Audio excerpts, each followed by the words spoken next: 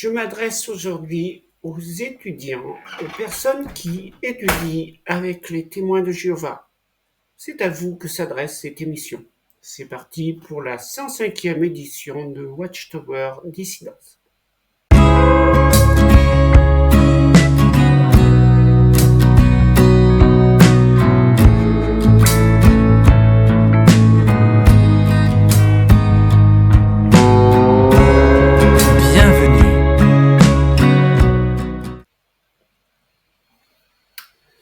Et oui, bonjour les amis, bonjour à tous. Ça me fait grand plaisir d'enregistrer encore une émission pour vous et plus particulièrement pour ceux qui étudient avec les témoins de Jéhovah. J'ai appris en effet que plusieurs personnes qui étudient avec les témoins de Jéhovah ont eu l'occasion de visionner certaines de mes vidéos. Et c'est particulièrement à vous que je vais m'adresser aujourd'hui. Cette vidéo vous est dédiée tout spécialement.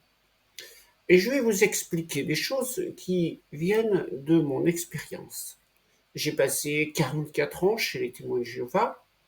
À 2 reprises, pendant ces 44 ans, j'ai conduit des études bibliques. 2 fois, j'ai conduit des personnes jusqu'au baptême pour les faire devenir témoins de Jéhovah.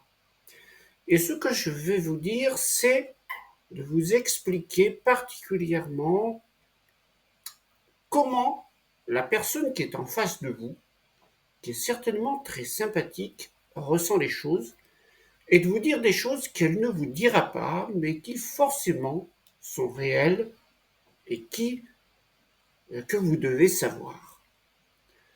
En effet, que vous ne vouliez ou que vous ne vouliez pas, la personne qui est en face de vous, la personne qui vous fait l'étude, c'est une personne qui bénéficie elle-même de l'étude qu'elle vous fait.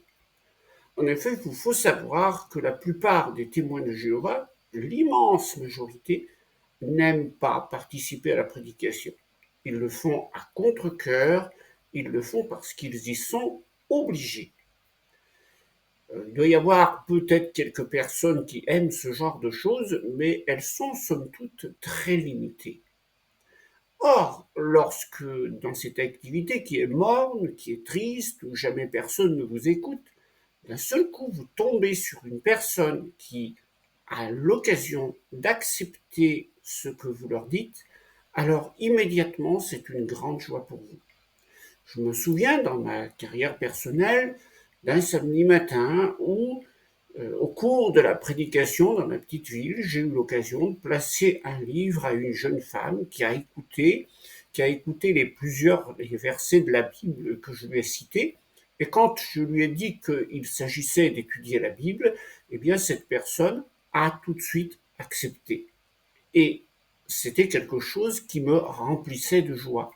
Je me souviens dans ma petite enfance, quand j'ai placé les périodiques à la Villa des Fleurs à une dame âgée qui est devenue quelques années plus tard la sœur Michaud, eh bien c'était moi, du haut de mes 7 ans, qui avais placé des périodiques à Madame Michaud. Tout ça pour vous dire que quand on place des périodiques, il faut savoir comment se déroulent des périodiques ou un livre. Il faut savoir comment se déroule la prédication des témoins de Jéhovah. En principe, toutes les heures, les deux proclamateurs qui sont ensemble ont un point de rendez-vous où les témoins de Jéhovah se retrouvent ensemble. Et dès que vous arrivez, eh bien, la personne qui a eu l'occasion de placer un livre, comme moi quand je vais placer le livre à cette jeune femme, eh bien tout de suite on le dit, on dit nous on a réussi à placer un livre, on a une bonne visite à faire. Tout ça on le dit pour encourager les autres que oui tiens, au moins ce matin on a vu des personnes qui nous ont écoutés. Parce que en principe c'est toujours toc toc, ça m'intéresse pas, au revoir monsieur, au revoir madame, voilà, ça se finit comme ça. Donc déjà quand vous écoutez, il y a quelqu'un qui vous écoute, c'est une valorisation. Et quand vous avez une étude, vous conduisez une étude à une personne, votre situation dans la congrégation change, parce que là, vous savez, vous n'êtes plus simplement un proclamateur, vous devenez un enseignant. Et un enseignant, c'est tout de suite quelqu'un d'autre dans la congrégation, un proclamateur qui conduit une étude, qui conduit plusieurs études, surtout quand ils sont pionniers. Vous imaginez un peu leur aura dans la congrégation, elle grandit. Et souvent, Quand vous conduisez une étude de la Bible, eh bien, c'est une promotion qui va vous arriver dans la congrégation, que vous le vouliez ou que vous ne vouliez pas. Quand il va y avoir la semaine spéciale, que va venir le surveillant de circonscription, qui pour vous faire correspondre à la religion en général, c'est la visite de l'évêque, eh bien, il va savoir que vous conduisez une étude de la Bible. Souvent, on va faire la demande pour que le surveillant, c'est-à-dire l'évêque ou sa femme, puisse venir jusqu'à chez vous pour vous encourager. Et la personne, évidemment, qui conduit une étude, pendant la semaine spéciale, on sait qu'un tel conduit une étude avec telle personne. Et le surveillant de circonscription, certainement, va récompenser cette personne d'une façon ou d'une autre, peut-être en lui attribuant un rôle dans une participation, dans une démonstration, dans une interview à la prochaine assemblée de circonscription, ou, par exemple, s'il y a un sujet sur les études bibliques, eh bien, on interviewera un proclamateur de la circonscription qui conduit une étude de la Bible. Cette personne sera forcément valorisée à l'intérieur de sa congrégation et de la circonscription. Donc, que vous le vouliez ou que vous ne le vouliez pas, si vous profitez de votre étude de la Bible, la personne qui vous fait l'étude en profite également. Sachez aussi que si vous étudiez la Bible avec les témoins de Jéhovah, les anciens de la congrégation sont bien au courant de votre étude et que si il arrivait que eux jugent que la personne qui vous fait l'étude n'est pas la plus appropriée pour vous, ils n'hésiteraient pas à vous en changer, c'est-à-dire à vous envoyer quelqu'un d'autre pour étudier la Bible avec vous et vous n'auriez absolument rien à dire à ce sujet-là. Donc vous voyez déjà que les témoins de Jéhovah s'occupent un petit peu de tout et que la personne en face de vous, eh bien, elle profite allègrement de sa situation d'être devenue un enseignant. C'est ce que je voulais vous dire. C'est la première chose. C'est que vous dire la place, en quelque sorte, qu'occupe la personne enseignante, celle qui vient vous enseigner la Bible. La deuxième chose que l'on peut dire, c'est que si vous avez décidé d'étudier avec les témoins de Jéhovah, c'est parce que vous avez été attiré probablement par deux choses. Premièrement, par leur promesse de paradis sur la terre imminent qui va débarrasser la terre de toute la méchanceté et de toute la corruption que l'on voit aujourd'hui, et puis par leur enseignement plein de logique. Alors simplement sur l'imminence d'Armageddon, je voudrais quand même vous faire réfléchir sur ceci. Il se trouve qu'on va être en 2024 l'année prochaine et que je vais fêter mon 60e anniversaire. Or, il y aura 54 ans maintenant, eh bien je me souviens que c'était en 1970, il y avait la sœur Jorin qui m'a dit personnellement, alors que j'allais rentrer au cours préparatoire, j'avais 6 ans, j'avais entre 5 et 6 ans, oui, que je ne finirais pas ma scolarité primaire avant que l'on soit dans le paradis. Or, je vais avoir 60 ans et je vais rentrer bientôt en retraite.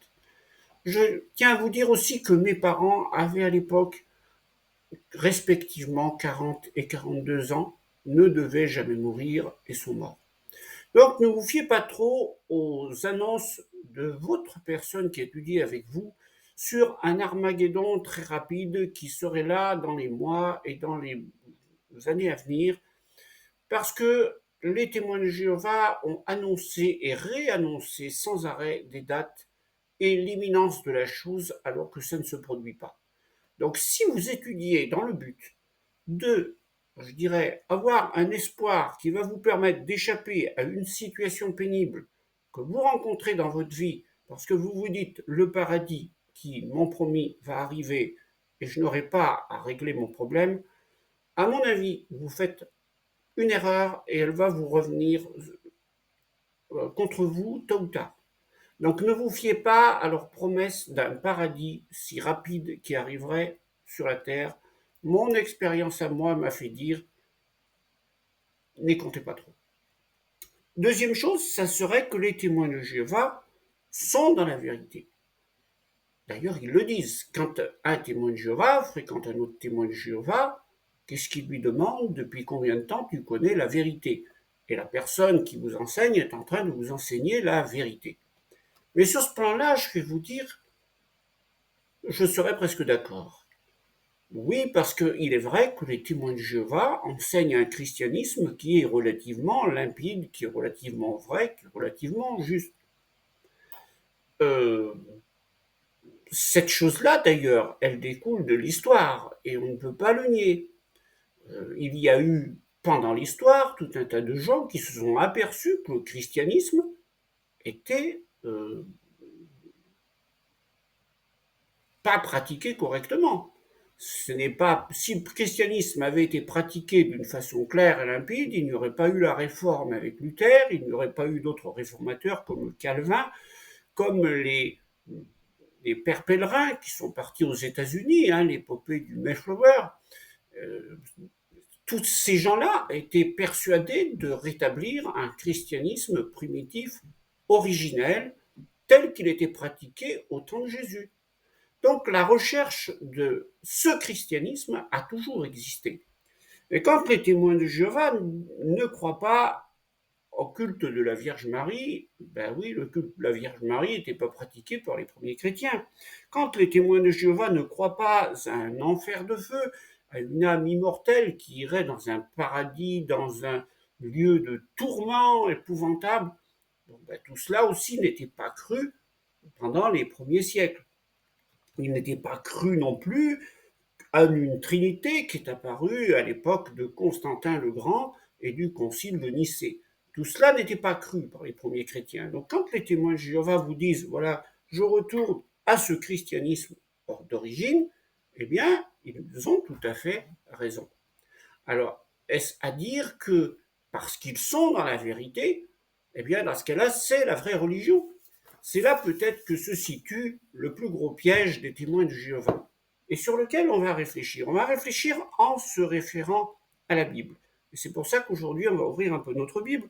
On va déjà repartir dans l'évangile de Jean, au chapitre 4, les versets 20 à 26. Alors, on va resituer le contexte. C'est ce qu'on appelle l'épisode du puits de Sichar de Jésus avec la Samaritaine. Alors, qu'est-ce que c'est? Qui était la Samaritaine? Alors, ce n'est pas les magasins qui portent son nom, non, pas du tout. Les Samaritains, c'était un peuple d'immigrés qui vivaient en Israël. Dans l'histoire d'Israël, il y avait le royaume du sud, où il y avait Jérusalem. Jérusalem est au sud de la Palestine. Par contre, Jésus vivait en Galilée, Nazareth, tout cela, c'est au bord de la mer de Galilée, qui est au nord.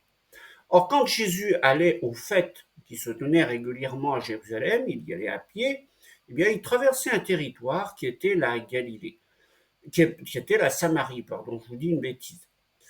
Alors, pourquoi il y avait ces Samaritains? Quand on remonte dans l'histoire du peuple juif, à une certaine époque, c'était à l'époque de la puissance assyrienne, d'ailleurs la Bible vous rapporte cet épisode, le roi d'Assyrie a conquis le royaume des 10 tribus du Nord. Or, le roi d'Assyrie avait cette fâcheuse habitude, parce que c'était des gens sanguinaires et absolument ignobles, qu'ils échangeaient les populations des territoires qu'ils avaient conquis. C'est-à-dire qu'ils ont certainement pris une partie de la population juive des 10 tribus, les ont emmenés dans un autre pays, puis ils ont pris de la population qui était dans un autre pays et l'ont ramené dans le pays du royaume des 10 tribus.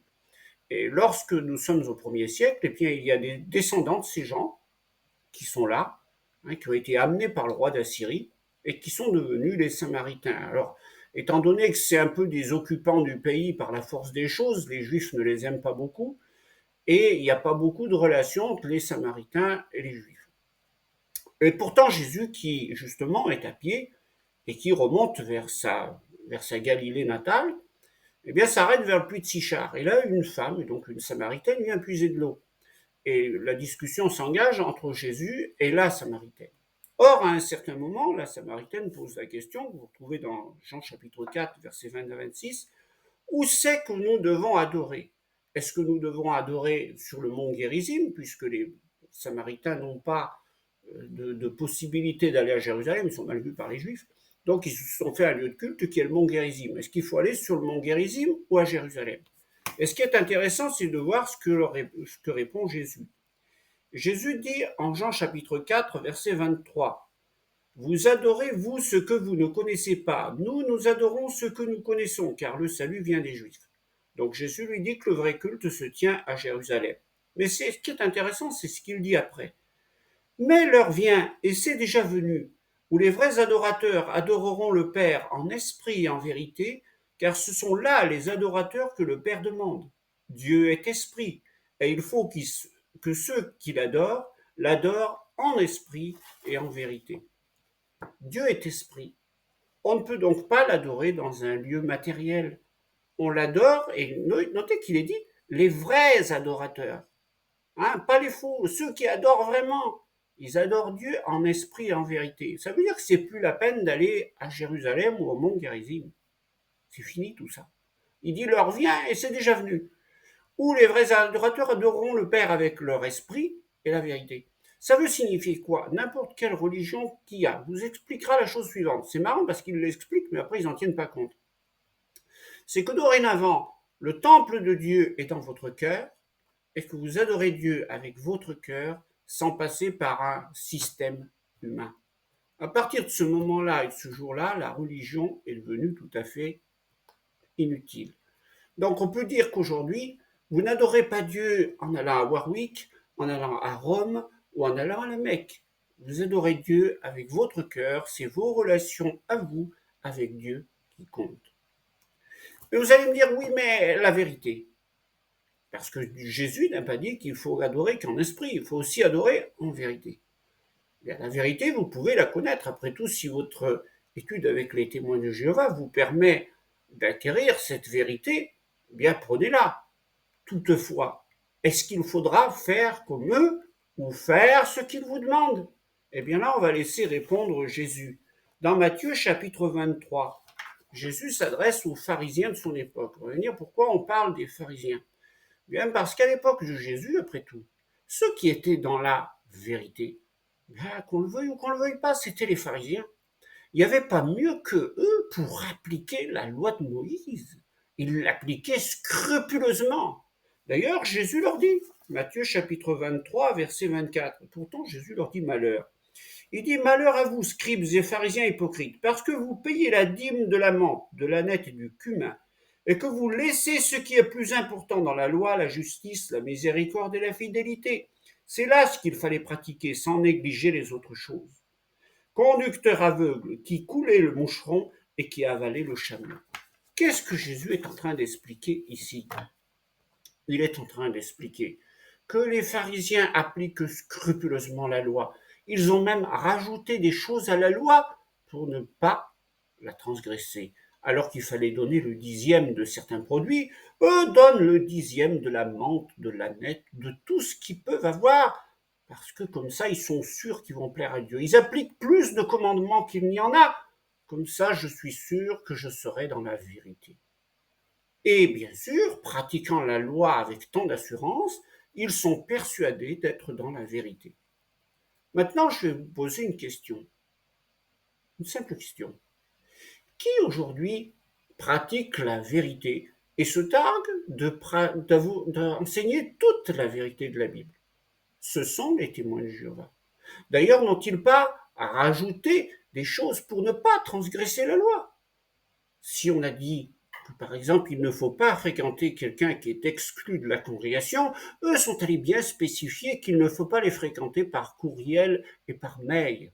Attention, exactement comme les pharisiens qui donnaient le dixième surtout, mais qui avaient aussi rajouté la menthe et la nette odorante parce que c'était important. Parce qu'il faut respecter la loi du sang, les témoins de Jéhovah ont établi des prescriptions supplémentaires. On peut prendre des fractions infimes du sang, certains produits à l'intérieur, mais pas d'autres. Où c'est qu'ils sont allés chercher ça? Je ne sais pas, mais ils l'ont rajouté à la loi. Tout comme ils ont rajouté à la loi qui demandait de prêcher la bonne nouvelle, qu'il faut que cette prédication soit faite de façon organisée par le collège central, de façon à ce qu'il faut utiliser telle méthode de prédication et pas telle autre, etc., parce qu'il faut une organisation. Mais où est, dans tout cela, le service de Dieu fait avec votre cœur? Et est-ce qu'ils ne sont pas en train de retomber dans le même piège que les pharisiens en s'inquiétant de petits détails, toutefois en ne s'occupant pas de la loi de la justice, de la miséricorde et de la fidélité? S'il faut exclure un pécheur non repentant, est-ce qu'il n'est pas plus important de faire miséricorde, de faire justice et de s'inquiéter de l'amour? Est-ce qu'il n'est pas plus important qu'une mère s'occupe de sa fille plutôt que de savoir si elle a écouté son SMS ou pas en respectant la loi de Jéhovah? Qu'est-ce qui est le plus important? C'est évident. Donc, que faut-il en conclure? Matthieu chapitre 23, verset 2, Jésus leur dit. Or Jésus, parlant à la foule et à ses disciples, dit, les scribes et les pharisiens sont assis dans la chaire de Moïse. Faites donc et observez tout ce qu'ils vous disent, mais n'agissez pas selon leurs œuvres, car ils disent et ne font pas. Après tout, qui s'est assis? Enfin, déjà, pourquoi les pharisiens s'étaient assis dans le siège de Moïse? Parce que Moïse avait enseigné la loi. Et que maintenant, qui c'est qui voulait l'enseigner? C'était les pharisiens. Alors ils avaient pris la place de Moïse. Et puisque Moïse n'était plus là, ils avaient pris la place. Mais de nos jours, les apôtres se formaient selon ce que dit Watchtower, le collège central de l'époque. Et de même, selon eux, il y aurait eu un collège central à notre époque, c'est-à-dire les frères Oins de l'Esprit qui, depuis 1919, avec Joseph Rutherford, sont à New York, et puis tous ceux qui leur ont succédé. Eh bien, eux se sont assis dans le siège des apôtres, en quelque sorte. Puisque les apôtres ne sont plus là, puisqu'il n'y a plus le collège central des premiers siècles, alors eux ont refait un collège central de nos jours. Ils se sont bel et bien assis dans le siège des apôtres. Pourtant, vu ce qu'ils font, que dit Jésus? Faites donc et observez tout ce qu'ils vous disent, mais n'agissez pas selon leurs œuvres, car ils disent et ne font pas. Donc si vous étudiez avec les témoins de Jéhovah, qu'est-ce qu'il convient de penser? Il convient de penser la chose suivante, c'est que si vous voulez étudier après tout, pourquoi pas? Parce que de cette façon-là, vous allez acquérir une connaissance de la vérité. Vous pouvez observer ce qu'ils vous disent, mais n'agissez pas selon leurs œuvres. C'est ce que Jésus vous a dit. Donc l'observance de la vérité, elle peut se faire de vous-même, avec votre cœur, mais sans rentrer dans l'observance d'une religion humaine qui, et Jésus l'a montré, va forcément vous emmener vers un égarement. Prenons le dernier exemple, c'est ce que les témoins de Jéhovah ont fait sur le sang. Parce que sachez que si vous devenez témoin de Jéhovah, eh bien vous allez forcément devoir appliquer cette loi sur le sang. Est-ce que vous êtes prêt vous-même à devoir risquer votre vie, à devoir risquer celle de votre famille pour une application tout à fait erronée d'une loi biblique? Et pourquoi peut-on dire qu'elle est erronée? Et je vais simplement vous faire réfléchir sur une chose. Les témoins de Jéhovah vous enseigneront qu'il ne faut pas prendre du sang parce qu'il est sacré, parce qu'il représente la vie et que la vie est sacrée. En quelque sorte, et on va prendre une illustration, et je remercie une autre chaîne où je pourrais vous mettre le lien de la vidéo qui vous l'explique en détail, parce que c'est très bien expliqué. Je reprends son exemple. Le sang représente la vie et il est sacré, exactement comme le drapeau représente un pays et il est sacré. D'ailleurs, vous ne pouvez pas faire n'importe quoi avec un drapeau. Un drapeau représente un pays et à ce titre-là, il y a tout un tas de choses que l'on ne peut pas faire avec un drapeau parce qu'il est sacré. Toutefois, si vous vous trouviez dans une situation, on va dire, extrêmement difficile, où il faille sacrifier le drapeau pour sauver un pays, qu'est-ce que vous feriez? Vous diriez, ah non, il faut mieux laisser mourir le pays parce que je dois sauver le drapeau? Évidemment non. Vous allez dire à ce moment-là, le drapeau représente le pays, mais le pays est plus important que le drapeau. Donc s'il faut perdre un drapeau, on perd un drapeau, mais on sauve le pays. Eh bien cela représente la situation que l'on a par rapport au sang. Le sang représente la vie. Oui, il est sacré le sang. Mais la vie est encore plus sacrée que le sang. Donc vous ne pouvez pas vous permettre de perdre la vie parce que le sang est sacré. Vous devez donc utiliser le sang. Et là, vous voyez comment ces gens qui se disent dans la vérité font une application démesurée des commandements de la Bible et se trompent et trompent les autres dans leur façon d'appliquer. Alors on revient à ce que Jésus avait dit. Les scribes et les pharisiens sont assis dans la chair de Moïse. Faites donc et observez tout ce qu'ils vous disent, mais n'agissez pas selon leurs œuvres, car ils disent et ne font pas. Voilà en quelque sorte ce que vous pouvez, et selon moi, ce que vous devez faire avec votre étude avec les témoins de Jéhovah.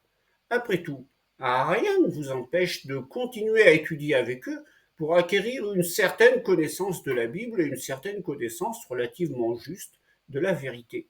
Mais en tout cas, faites très attention à ne pas faire ce qu'ils vous disent, c'est-à-dire à prendre le baptême et à devenir témoin de Jéhovah. Car ce faisant, vous rentreriez dans un système qui va vous oppresser et qui va en fait, au fil du temps, vous éloigner de Dieu lui-même. N'oubliez pas que vous pouvez avoir une bonne relation et que les vrais adorateurs adorent le Père avec l'esprit et la vérité. Donc c'est votre relation personnelle avec Dieu qui compte, car le temple de Dieu est dans votre cœur. Voilà ce que je voulais dire à vous tous qui étudiez la Bible avec les témoins de Jéhovah. Ne vous laissez pas égarer par les paroles des hommes. Vous pouvez trouver la vérité, elle est disponible. Si vous vous intéressez à la Bible, vous pouvez trouver toutes sortes d'explications et toutes sortes d'intérêts pour ce qui est de votre intérêt à mieux connaître Jésus, à mieux connaître les exigences chrétiennes.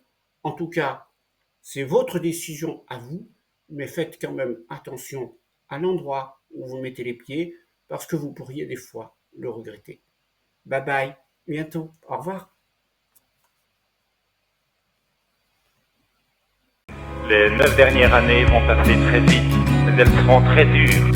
Il y a encore une phrase très encourageante comme celle-ci.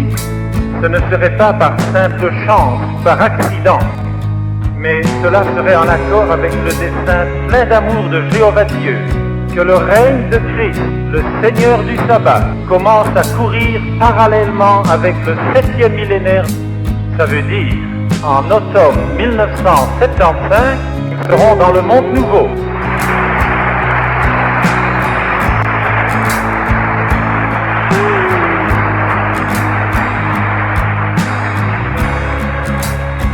Nous ne connaissons pas le jour et l'heure d'Armageddon. Nous ne savons pas dire quand il va commencer, mais nous savons dire une chose. Nous savons quand il va finir. Il sera fini pour l'automne 1975. You just take a look, and this is the idea Jehovah's getting across at your hands. And you look at your hands now, only God, as He looks at your hands in here and all those that are tied in, does He see blood there?